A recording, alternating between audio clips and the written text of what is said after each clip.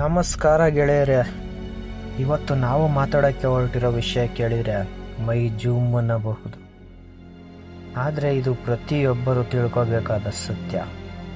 ಸಾವು ಅಂದ ತಕ್ಷಣ ನಮಗೆಲ್ಲ ಒಂದು ರೀತಿಯ ಭಯ, ಆತಂಕ. ಆದರೆ ನಮ್ಮ ಹಿರಿಯರು, ನಮ್ಮ ಪುರಾಣಗಳು ಸಾವನ್ನು ಕೇವಲ ಒಂದು ಅಂತ್ಯ ಅಂತ ನೋಡಿಲ್ಲ, ಅದನ್ನು ಒಂದು ಹೊಸ ಪ್ರಯಾಣದ ಆರಂಭ ಅಂತ ಕರೆದಿದ್ದಾರೆ. ವಿಶೇಷವಾಗಿ ಗರುಡ ಪುರಾಣದಲ್ಲಿ ಮನುಷ್ಯ ಸತ್ತ ಮೇಲೆ ಏನಾಗುತ್ತೆ ಅನ್ನೋದನ್ನು ಎಷ್ಟು ವಿವರವಾಗಿ ಬರೆದಿದ್ದಾರೆ ಅಂದರೆ ಅದನ್ನು ಕೇಳ್ತಾ ಇದ್ರೆ ನಮಗೆ ಸಿನಿಮಾ ನೋಡಿದ ಹಾಗೆ ಅನಿಸುತ್ತೆ. ಇವತ್ತು ನಾನು ನಿಮಗೆ ಮನುಷ್ಯ ಪ್ರಾಣ ಬಿಟ್ಟ ಕ್ಷಣದಿಂದ ಯಮಲೋಕದ ದರ್ಬಾರ್ ತಲುಪುವವರೆಗೂ ಏನೇನು ಆಗುತ್ತೆ ಅನ್ನೋದನ್ನು ಪೂರ್ತಿಯಾಗಿ ಹೇಳ್ತೀನಿ. ಮಿಸ್ ಮಾಡದೆ ವಿಡಿಯೋವನ್ನು ಸಂಪೂರ್ಣವಾಗಿ ನೋಡಿ.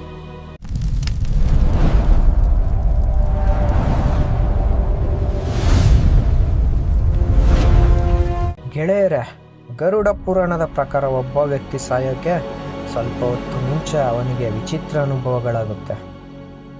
ನಮಗೆ ಆ ವ್ಯಕ್ತಿ ಸುಮ್ಮನೆ ಮಲಗಿದ್ದಾರೆ ಅಂತ ಕಾಣಿಸುತ್ತೆ, ಆದರೆ ಅವರಿಗೆ ಆಗ ದಿವ್ಯ ದೃಷ್ಟಿ ಸಿಕ್ಕಿರುತ್ತೆ. ಅಂದರೆ ತನ್ನ ಹುಟ್ಟಿದಾಗಿನಿಂದ ಮಾಡಿದ ಪ್ರತಿಯೊಂದು ಕೆಟ್ಟ ಕೆಲಸ, ಒಳ್ಳೆ ಕೆಲಸ ಆ ವ್ಯಕ್ತಿಯ ಕಣ್ಣ ಮುಂದೆ ಫ್ಲ್ಯಾಶ್ ಬ್ಯಾಕ್ ಥರ ಬಂದು ಹೋಗುತ್ತೆ. ಅವನಿಗೆ ಮಾತಾಡೋಕ್ಕೆ ಆಸೆ ಇರುತ್ತೆ, ಆದರೆ ಗಂಟಲಲ್ಲಿ ಶಬ್ದ ಬರಲ್ಲ, ಕಣ್ಣಲ್ಲಿ ನೀರು ಬರುತ್ತೆ, ತನ್ನವರನ್ನು ನೋಡಿ ಅಳುತ್ತಾನೆ. ಆ ಸಮಯದಲ್ಲಿ ಅಲ್ಲಿ ಇಬ್ಬರು ಯಮದೂತರು ಬರ್ತಾರೆ. ಪುಣ್ಯ ಮಾಡಿದವನಿಗೆ ಅವರು ದೇವತೆಗಳ ಥರ ಕಂಡರೆ, ಪಾಪ ಮಾಡಿದವನಿಗೆ ಕಾಗೆಯಂತೆ ಕಪ್ಪಾಗಿರೋ ಭಯಾನಕ ಕಣ್ಣುಗಳಿರೋ ಯಮದೂತರು ಕಾಣಿಸ್ತಾರೆ. ಅವರನ್ನು ನೋಡಿದ ತಕ್ಷಣ ಪ್ರಾಣ ಭೀತಿಯಿಂದ ಮಲ ಮೂತ್ರ ವಿಸರ್ಜನೆ ಆಗುವಷ್ಟು ಗಾಬರಿ ಆಗುತ್ತೆ ಅಂತ ಪುರಾಣ ಹೇಳುತ್ತೆ. ಸರಿ, ಪ್ರಾಣವಾಯಿತು ಅಂದುಕೊಳ್ಳಿ.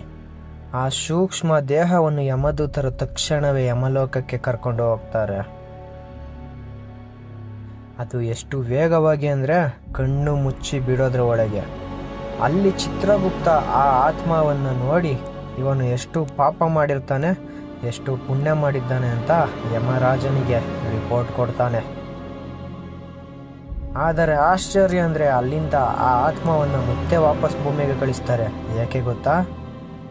ಇನ್ನೂ ಆ ವ್ಯಕ್ತಿಯ ಅಂತ್ಯ ಸಂಸ್ಕಾರ ಆಗಿರೋದಿಲ್ಲ. ಆ ಶವವನ್ನು ಸುಡೋವರೆಗೂ ಅಥವಾ ಹೂಳೋವರೆಗೂ ಆತ್ಮ ಅಲ್ಲೇ ಸುತ್ತುತ್ತಾ ಇರುತ್ತೆ.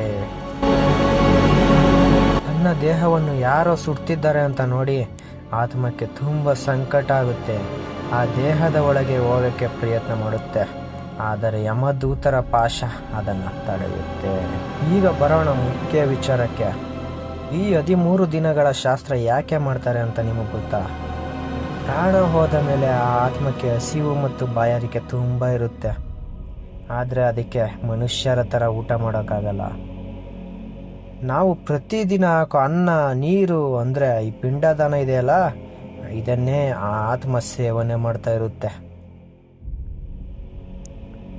ಈ 13 ದಿನಗಳಲ್ಲಿ ನಾವು ಕೊಡೋ ಪಿಂಡದಿಂದ ಆ ಆತ್ಮಕ್ಕೆ ಒಂದು ಕೈಕಾಲು ಇರೋ ಸಣ್ಣ ರೂಪ ಸಿಗುತ್ತೆ. ಒಂದು ವೇಳೆ ಯಾರಾದರೂ ಈ ಶಾಸ್ತ್ರ ಮಾಡಿಲ್ಲ ಅಂದರೆ ಆ ಆತ್ಮಕ್ಕೆ ಶಕ್ತಿನೇ ಬರಲ್ಲ. ಹಸಿವಿನಿಂದ ಕಾಡಿನಲ್ಲಿ ಅಲೆದಾಡೋ ಪ್ರೇತ ಆಗ್ಬಿಡುತ್ತೆ.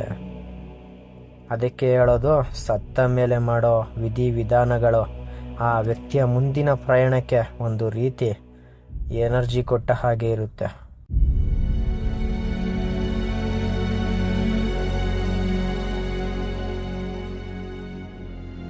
ಹದಿಮೂರನೇ ದಿನದ ಕಾರ್ಯ ಮುಗಿದ ಮೇಲೆ ಆತ್ಮ ಅಸಲಿ ಜರ್ನಿ ಶುರು ಮಾಡುತ್ತೆ.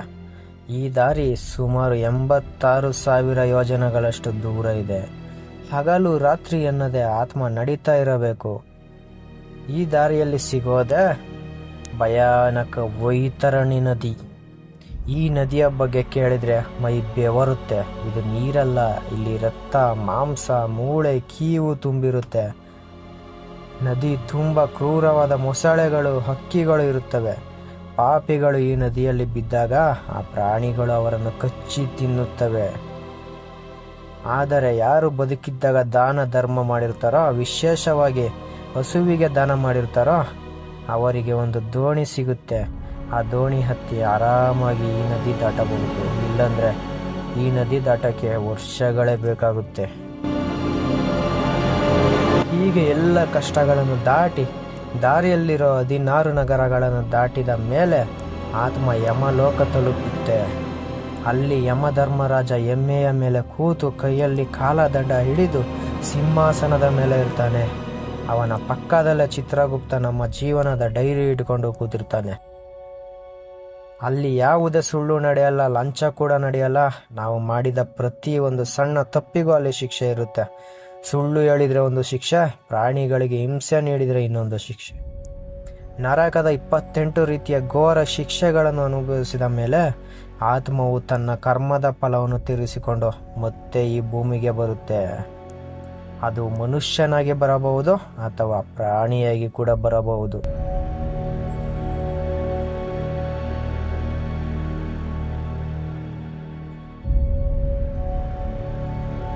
ನೋಡಿದ್ರಲ್ಲ ಗೆಳೆಯರೆ, ಗರುಡ ಪುರಾಣ ನಮಗೆ ಹೇಳೋದು ಒಂದೇ, ನಾವು ಸತ್ತ ಮೇಲೆ ಏನನ್ನು ತಗೊಂಡೋಗಲ್ಲ, ಆದರೆ ನಾವು ಮಾಡಿರೋ ಕರ್ಮ ಮಾತ್ರ ನಮ್ಮನ್ನ ಜೊತೆ ನೆರಳಿನ ಥರ ಬರುತ್ತೆ.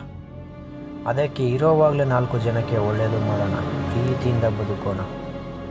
ಈ ವಿಡಿಯೋ ಬಗ್ಗೆ ನಿಮಗೆ ಏನನ್ಸುತ್ತೆ ಕಾಮೆಂಟ್ ಮಾಡಿ ತಿಳಿಸಿ. ಇಷ್ಟ ಆಗಿದ್ರೆ ಶೇರ್ ಮಾಡಿ. ಧನ್ಯವಾದಗಳು. ಮುಂದಿನ ವಿಡಿಯೋದಲ್ಲಿ ಸಿಗೋಣ.